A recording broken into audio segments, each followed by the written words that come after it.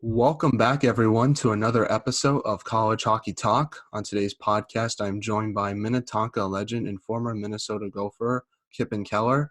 Kippin, welcome to the podcast, and how's everything going? Thanks for having me. Things are good. I'm in Chicago right now, so loving the city life and enjoying work life as much as I can, I guess. That's good to hear. And yeah, what have you been up to since your season last ended, and anything interesting that you've been up to since, we're all in quarantine right now, I guess?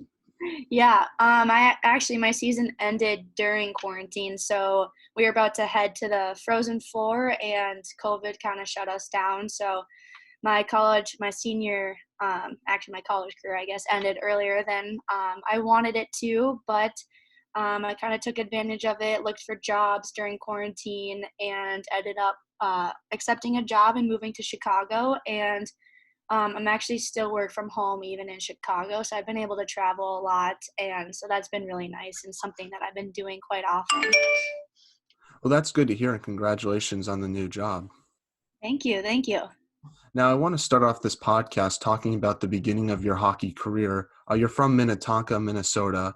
Talk about growing up there, and how did you start playing hockey and falling in love with the sport? Yeah, so I actually grew up in Orono, and I played with the boys. I played boys hockey until seventh grade.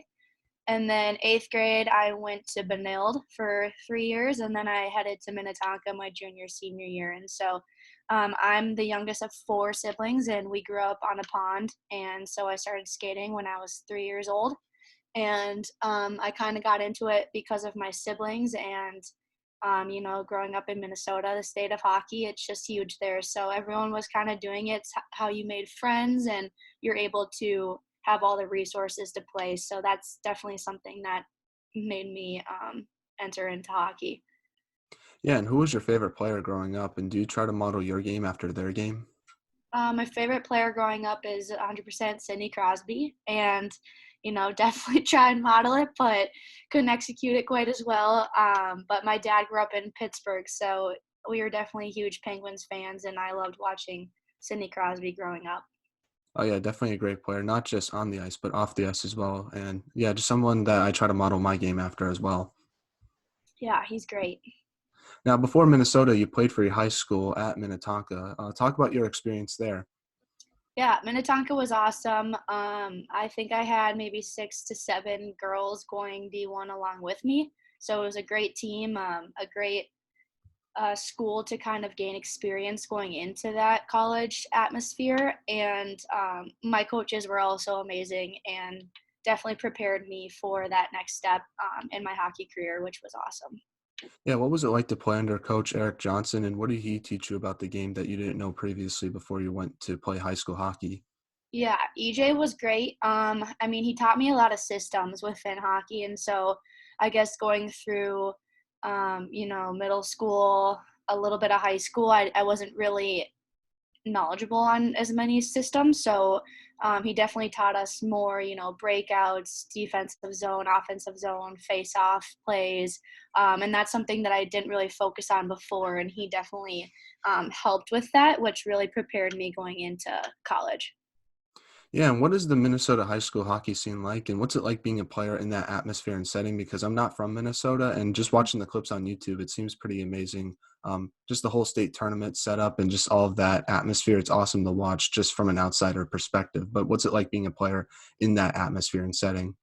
Yeah, Minnesota hockey is awesome. It's so much fun, and I went to the state tournament two times, I think, throughout my career, my high school career, and it was so much fun. We played at the X, and kids would get out of school for the games, and you just have your whole hometown there cheering you on, which was just a great experience overall. It's actually one of my favorite hockey memories.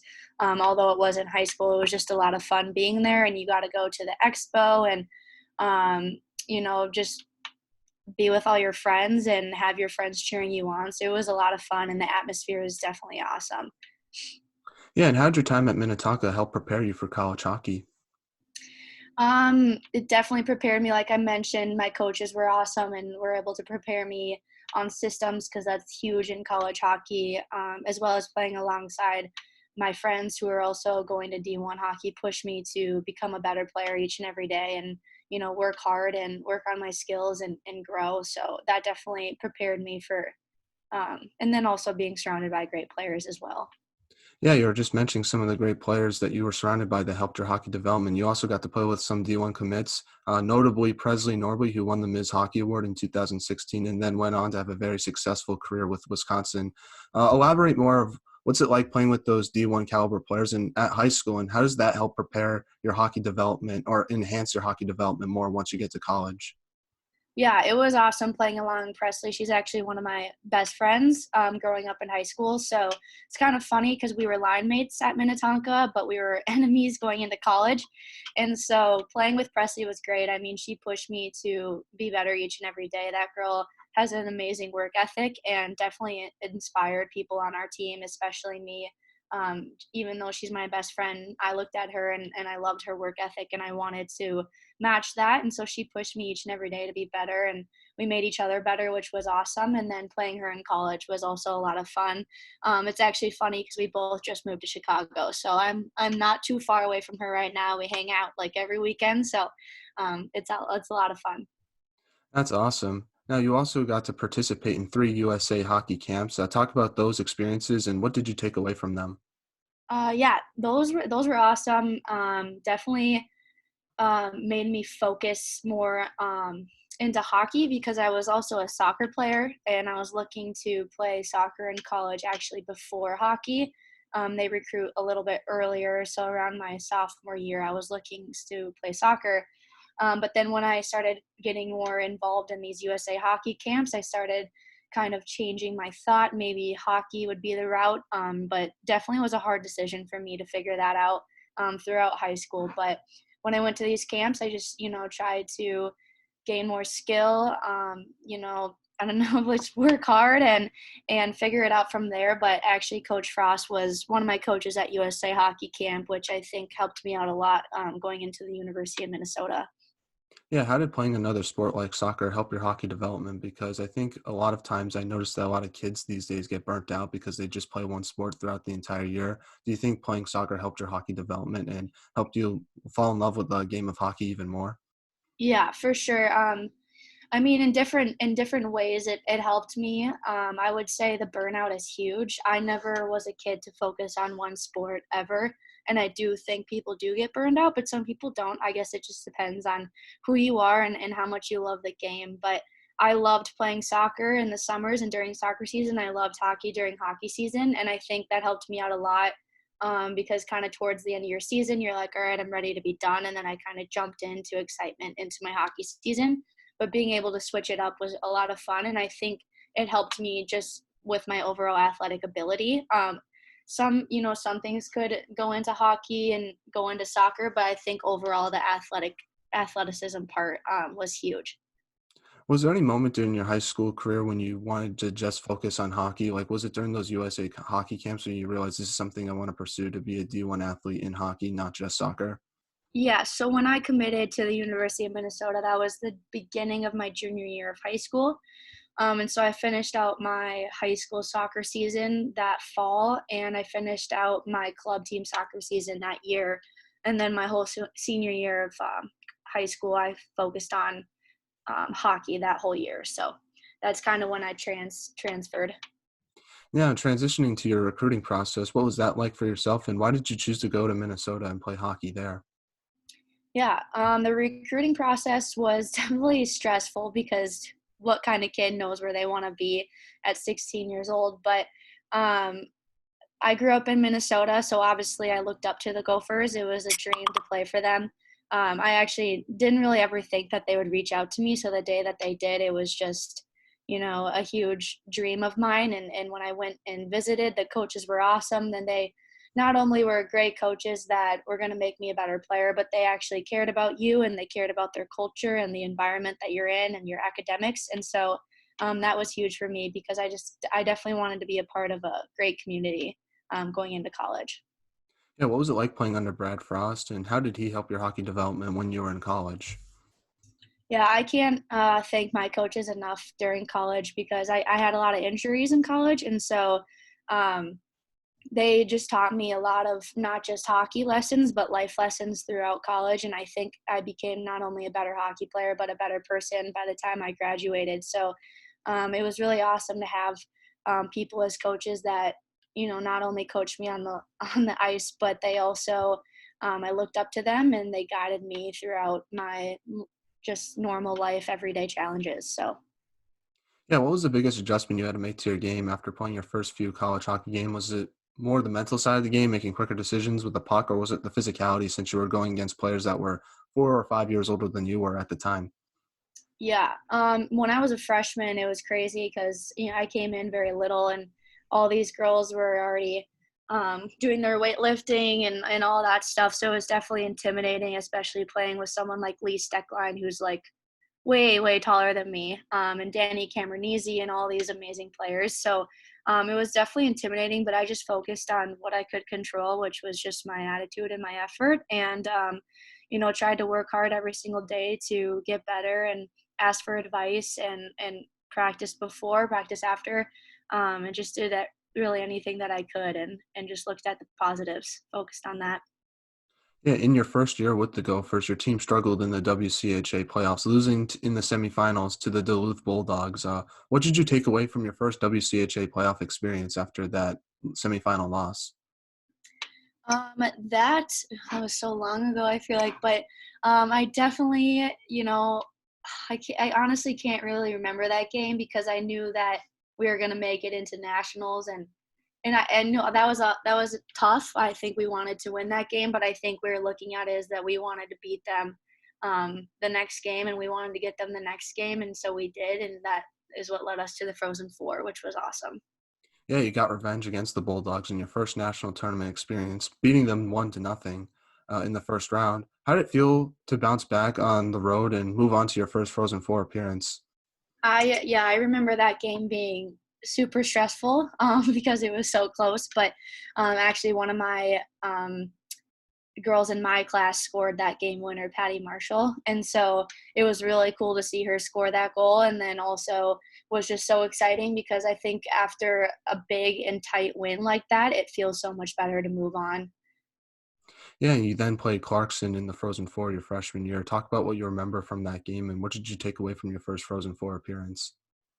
I remember from that game, it was just there was a kind of a lot of bad bounces, and it was challenging at times, but it was definitely a heartbreaker because I just had that visualization to win the Natty Champ, and they were national champion defendants the year before that, and so they told us all these stories of winning it and all this stuff. So it was just something that I really wanted, and so it was definitely heartbreaking. But I had 3 more years to try and get one, so I wasn't holding my head down too low.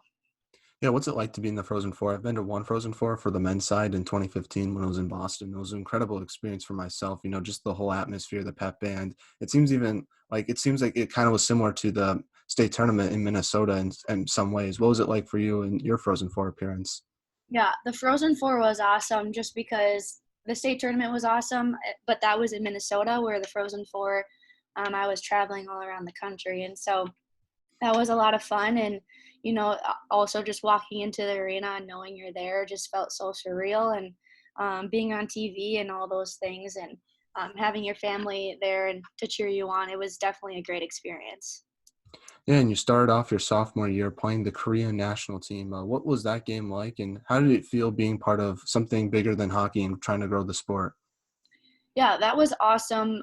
Those girls were super nice, and we kind of talked to them before and after. We had some meals with them, and so it was really cool to grow the sport and spread it around the world. But I remember that game being a lot more physical. I think they played a lot more physical than we did, and so that was kind of fun, and it was a little bit different. So you kind of had to play in a different way, but it was a really cool experience as well.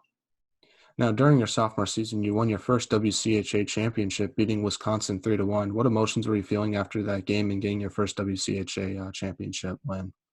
That moment was honestly one of my favorite college hockey moments, just because we had to win that game to move on, and so we kind of put our heart on the line in that game and played as hard as we could, and it was definitely challenging, but it felt great to win, and it was one of my favorite wins, definitely, when I look back at it. Yeah, unfortunately, the next game you lost to Wisconsin in the national tournament. What did you learn from that loss that helped you for your next 2 years with the Gophers? I definitely learned to, I guess, not hold back as much. And so I was a sophomore, so I think I was playing a little bit timid still. And so just from taking from that is just to play with no fear and go out there and play free and do what I can, and not overthink the game or the situation that you're in. Because sometimes just with hockey, a lot of it can be a mindset. And so just trying to figure that out is something that I try to focus on for the next year. Yeah, what are those rivalry games like against the Badgers? Because watching them from an outside perspective, it's awesome, especially when I think it's even cooler for you guys when you go to Laban when the whole crowd is against you and you've somehow come away with an upset win. What's it like being a player in that rivalry? And just talk about just the incredible talent that you got to play with in those games on a day-to-day basis since you were in the same conference in the WCHA. Yeah, that was one of the best. Those are always the best series of the season, and we always are super excited and pumped up for those series, because not only do we both have our own rinks, but we sell them out mostly every time we play each other. And I actually know a lot of the girls that play for Wisconsin. I grew up playing with them, so it's similar for a lot of players. A lot of players grew up playing with either Minnesota girls or Wisconsin girls, especially if you grew up in Minnesota or Wisconsin. So it was a lot of fun. And I remember my first, even my second Badgers game, it was super intimidating to play at their arena because the fans are crazy. They actually like talk to you and stuff. And it's so loud. And every time they score, it's crazy. So you just have to keep your head in the game that whole time. And that was definitely something I had to learn. And that's also kind of just like a mind shift as well, and practicing that and not letting it get to you. Yeah, what was the best chirp you heard from one of the Badgers fans during your time there, I guess? Honestly, I can't even remember. You can barely hear them, so I just try and ignore it. Usually they try and chirp you like during warm-ups or something, but um, I honestly can't remember a chirp that I was chirped. But I know my goalie was chirped a lot because they were just down there talking to the goalie, but I can't remember what they said to her either. So Now, during your junior season, you got injured where you missed 19 games, including the national championship game. What did you do during your time off, and how did you mentally try to stay positive during that tough time in your career? yeah, that was definitely a tough one. It was actually unfortunate because I broke my ankle my sophomore year, and so I came back from that, and I was able to finish out my sophomore season. And then coming into the first half of my junior season, I was still kind of getting back into it with that injury.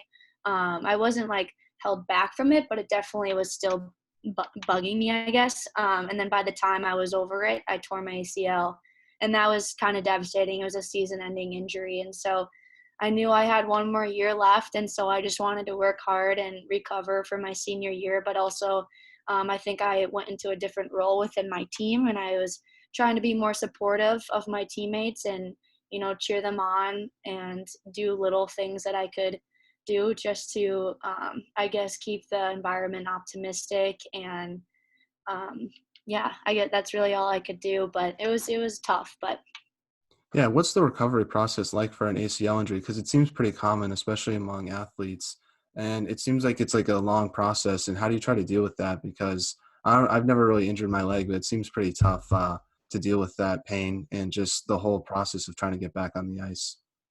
yeah, it's a 7 month recovery about, and so that was definitely hard looking at. I have 7 months to go, and you're on like the first day, and you're like, oh, this is gonna be a grind. But um, it's definitely just focusing day by day and setting little goals for yourself and taking it in increments, I guess, and celebrating those little goals that you reach, each month and whatnot. But the recovery process is definitely long, and getting back on the ice was really weird and kind of intimidating, just because when you tear your ACL, you don't want to go through that ever again, and so it's kind of scary. You don't want to get hurt again, but you kind of just have to get rid of that thought and know and trust yourself that you prepared yourself to get back on the ice and continue doing what you can do.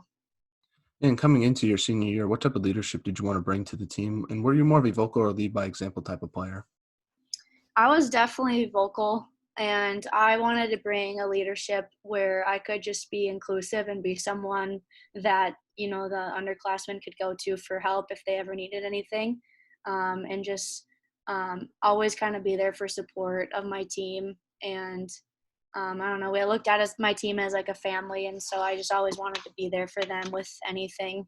But I also wanted to be the type of leader that was always asking questions, always wanting to grow, still staying after practice to get better each and every day.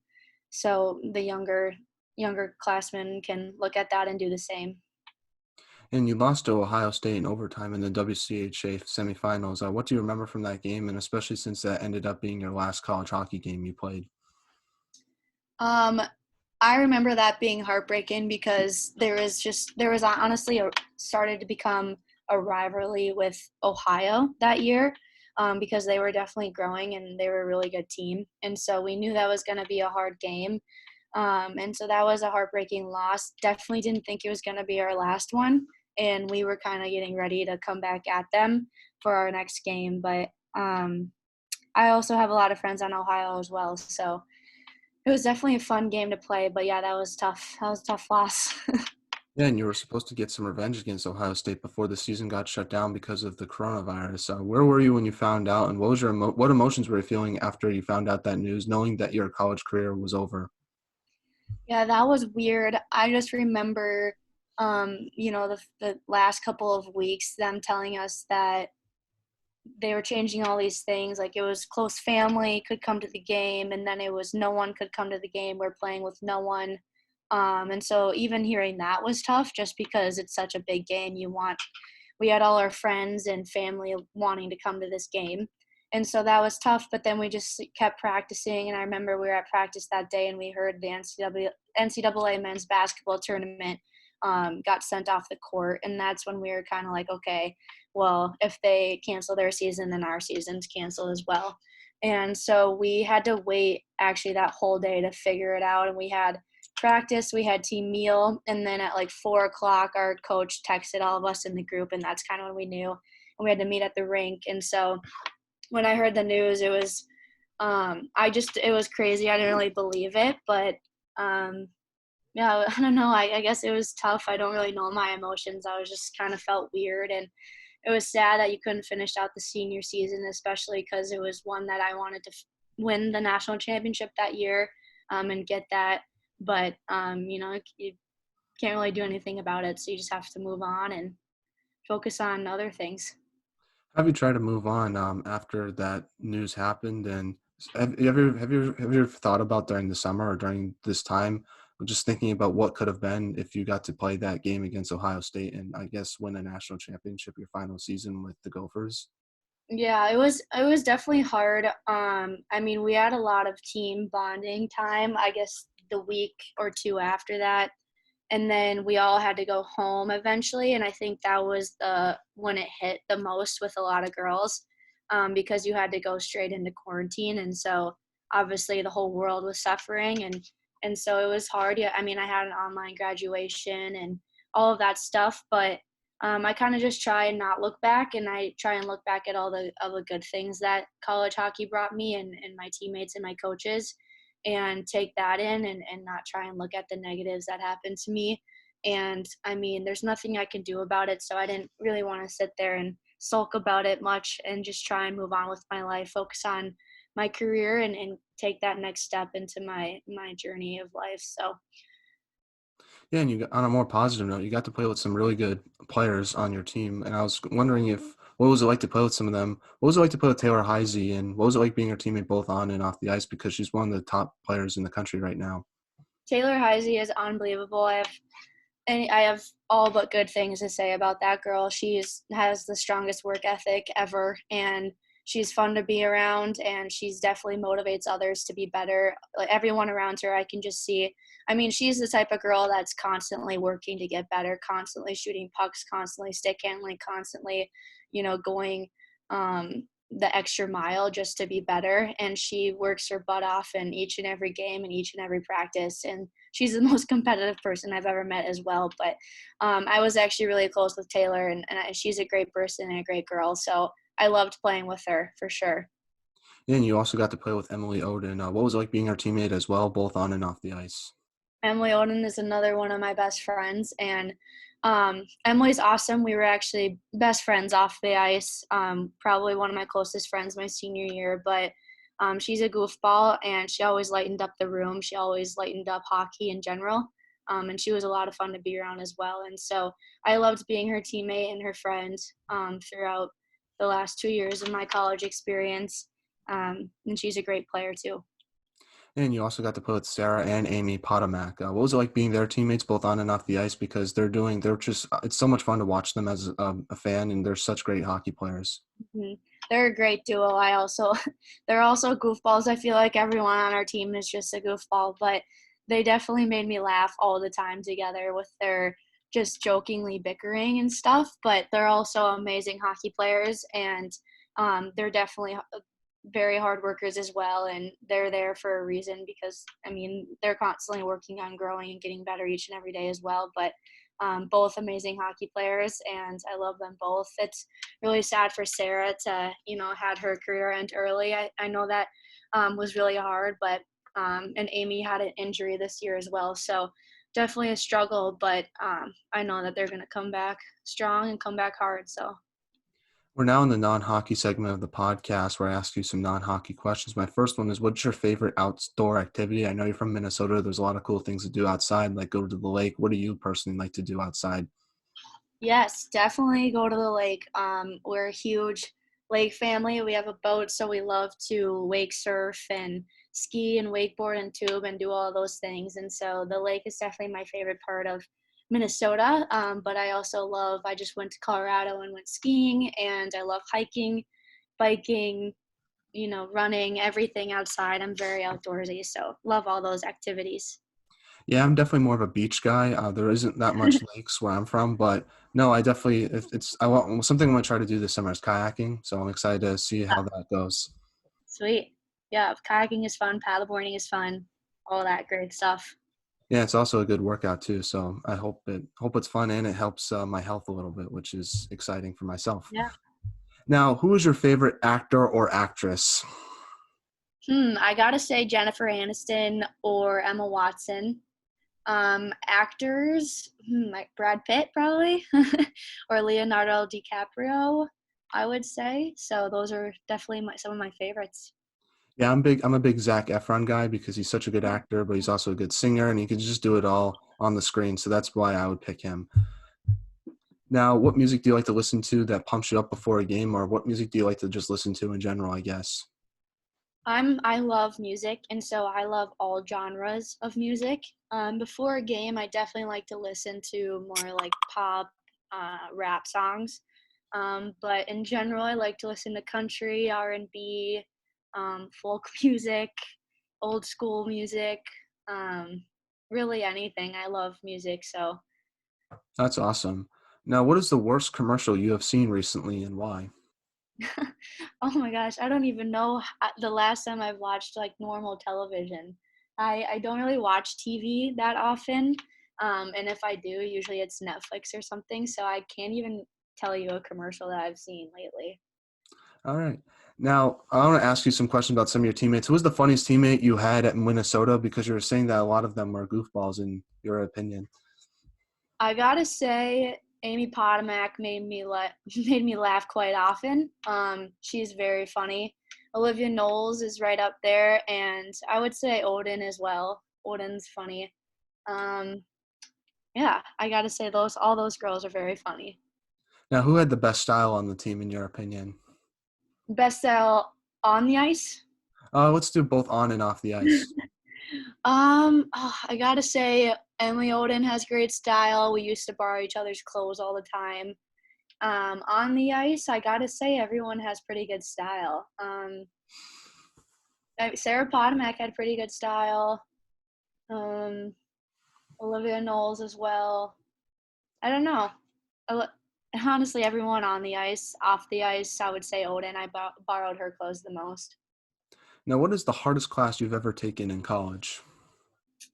Definitely earth science. Not sure why I ever took it, but destroyed me, and I don't think I'll ever take it again. So, not really a huge fan of learning about rocks and stuff. So, Oh yeah, sedimentary. That's the only thing I really know about earth science, in my opinion. yeah, no, not a good class.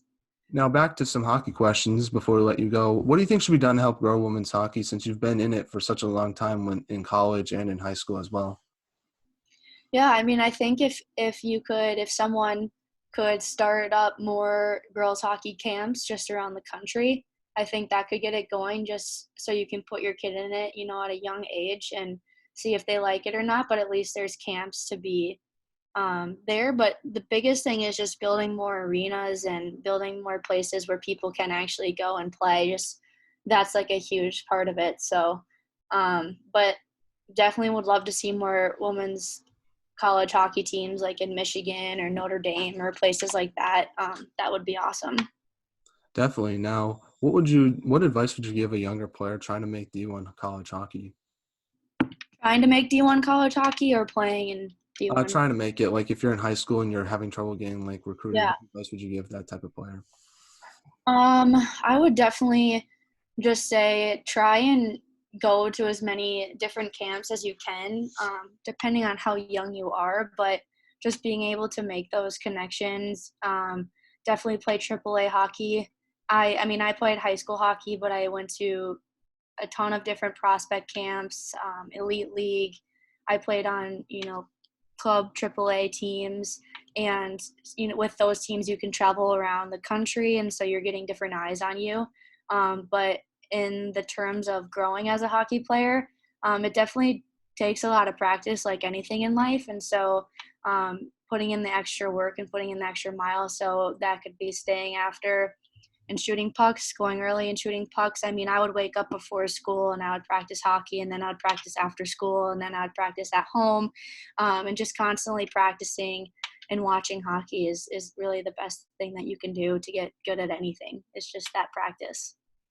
Now, what should I do better as an interviewer to improve this podcast to make this platform better? Hey, you were great. I think just keep on networking, keep on, um, you know, of course, social media is huge. So just keep on those platforms and connecting with people, and then even reaching out to people personally and ask if they have any connections of more people that you can interview. And then I think networking and connecting in life is huge, and I think it grows with anything that you're trying to do. And so just keep on reaching out to others and connecting and networking yourself, and things will grow from there, and you'll probably see it happening. So Well, I appreciate the advice. I decided to ask you because I noticed you're a communications major. I'm a communications major as well, so I thought it would be just good to ask you what I should do better. yeah. So I mean, networking is huge. I mean, obviously building a resume and stuff, like, yeah, you're gonna have to have that for a job and whatnot. But I mean, I kind of realized when I graduated college that networking and connecting with other people and just sitting down and creating those relationships with others, things are gonna go your way and come your way. And so I think that's one of the biggest things that people either miss in life, or what helps people succeed in life as well. I think those a lot of people that you ask who are successful have great relationships and great connections and a great network. So just keep on doing that, keep on reaching out and putting yourself out there, and things will go your way for sure. Yeah, thank you so much for the advice. Now, is there any shout outs like to give to any of your former teammates, players, or former Minnetonka players even? Yeah, shout out to all of my Minnesota hockey players. You guys rock, and I love you. And Minnetonka High School hockey rocks as well. And shout out to all my coaches that I had, who shaped me into the person I am today. Very thankful for all of them, and I appreciate all of those people. Well, thanks so much for coming on, Kippin. I really appreciate it so much. Take care. Have a wonderful rest of your day. And I also want to let you know that you are one of my favorite Gophers to watch. So thank you so much for coming Thank on the you. podcast. It really means a lot to me. Thank you so much. Thanks for having me. No And I wish problem. you the best of luck with everything. Thank you. I really appreciate that. Have a great day. You as well.